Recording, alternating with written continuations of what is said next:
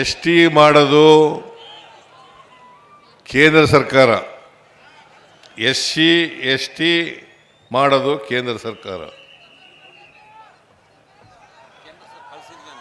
ನಾವು ಶಿಫಾರಸ್ ಮಾಡಿ ಕೇಂದ್ರ ಸರ್ಕಾರ ಕಳಿಸಿದ್ದೀವಿ.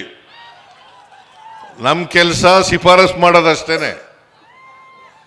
ಶಿಫಾರಸ್ ಮಾಡಿ ಕಳಿಸ್ತಕ್ಕಂಥ ಕೆಲಸವನ್ನು ಮಾಡಿದ್ದೀನಿ. ನಾನು ಹಿಂದೆ ಬೀದರ್, ಕಲಬುರಗಿ, ಯಾದಗಿರ್ 3 ಜಿಲ್ಲೆಗಳನ್ನು ಕಳಿಸಿದ್ದೆ. ಆಮೇಲೆ ಮತ್ತೆ ನಿರಂಜನಾನಂದಪುರಿ ಸ್ವಾಮೀಜಿಯವರು ಪಾದಯಾತ್ರೆ ಮಾಡಿದ್ರು. ಪಾದಯಾತ್ರೆ ಮಾಡಿದ ಮೇಲೆ ಇಡೀ ಕುರುಬರನ್ನೆಲ್ಲ ಎಸ್ ಟಿಗೆ ಸೇರಿಸ್ಬೇಕು ಅಂತ ಮಾಡಿದ್ರು. ಅದನ್ನು ಕೇಂದ್ರ ಸರ್ಕಾರಕ್ಕೆ ಕಳಿಸಿ ಅವರು ವಾಪಸ್ ಕಳಿಸಿದರು. ಅದು ಕ್ಲಾರಿಫಿಕೇಷನ್ ಕೇಳಿತ್ತು. ಮತ್ತೆ ನಾನು ಕಳಿಸಿದ್ದೇನೆ, ಆ ಕ್ಲಾರಿಫಿಕೇಷನ್ ಸಹಿತವಾಗಿ ಕಳಿಸಿದ್ದೇನೆ ಅಂತಕ್ಕಂಥದ್ದು ಮಾತುಗಳನ್ನು ಗೊತ್ತಾಯ್ತೇನ್ರಿ? ಗೊತ್ತಾಯ್ತಾ? ಗೊತ್ತಾಯ್ತಾ? ನಾವು ಮಾಡಾಗಿದ್ರೆ ಮಾಡಿ ಬೀಸಾಕ್ಬಿಡ್ತಿದ್ದೆ ಅತ್ತಗೆ.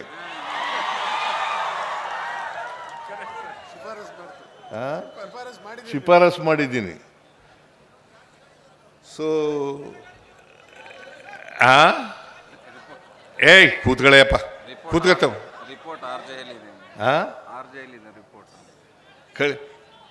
ನಾನು ಒಂದು ಸಾರಿ ಕಳಿಸಿದ್ದೆ, 2ನೇ ಸಾರಿನೂ ಕಳಿಸ್ಕೊಡ್ತೀನಿ.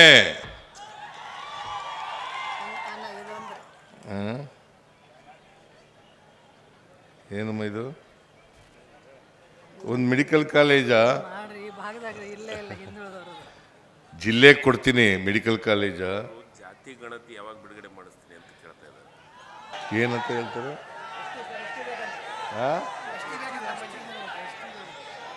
ನೋಡಪ್ಪ, ಏಯ್ ಕೂತ್ಕೊಳ್ರಿ, ಕೂತ್ಕೊಳ್ಳಿ.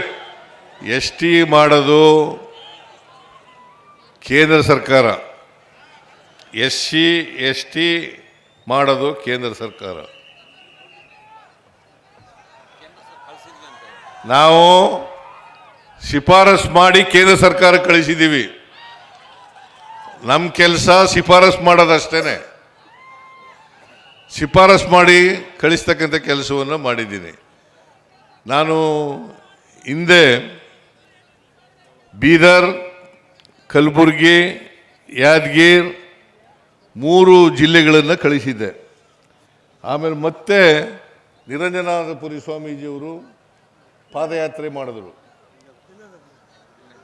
ಪಾದಯಾತ್ರೆ ಮಾಡಿದ ಮೇಲೆ ಇಡೀ ಕುರುಬರನ್ನೆಲ್ಲ ಎಸ್ ಟಿಗೆ ಸೇರಿಸ್ಬೇಕು ಅಂತ ಮಾಡಿದ್ರು. ಅದನ್ನು ಕೇಂದ್ರ ಸರ್ಕಾರಕ್ಕೆ ಕಳಿಸಿ ಅವರು ವಾಪಸ್ ಕಳಿಸಿದರು. ಅದು ಕ್ಲಾರಿಫಿಕೇಷನ್ ಕೇಳಿತ್ತು.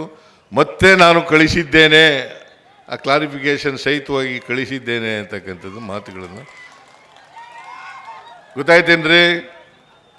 ಗೊತ್ತಾಯ್ತಾ? ಗೊತ್ತಾಯ್ತಾ?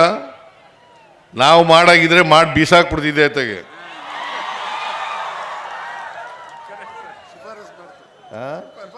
ಶಿಫಾರಸ್ ಮಾಡಿದ್ದೀನಿ. ಸೊ ಏಯ್ ಕೂತ್ಗಳೇಪ್ಪ, ಕೂತ್ಕೊಳ್ತಾವ.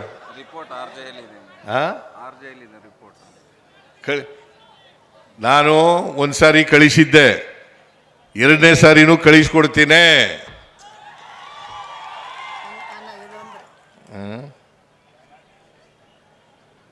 ಏನಮ್ಮ ಇದು? ಒಂದು ಮೆಡಿಕಲ್ ಕಾಲೇಜಾ? ಜಿಲ್ಲೆಗೆ ಕೊಡ್ತೀನಿ. ಮೆಡಿಕಲ್ ಕಾಲೇಜಾ? ಜಾತಿ ಗಣತಿ ಯಾವಾಗ ಬಿಡುಗಡೆ ಮಾಡಿಸ್ತೀನಿ?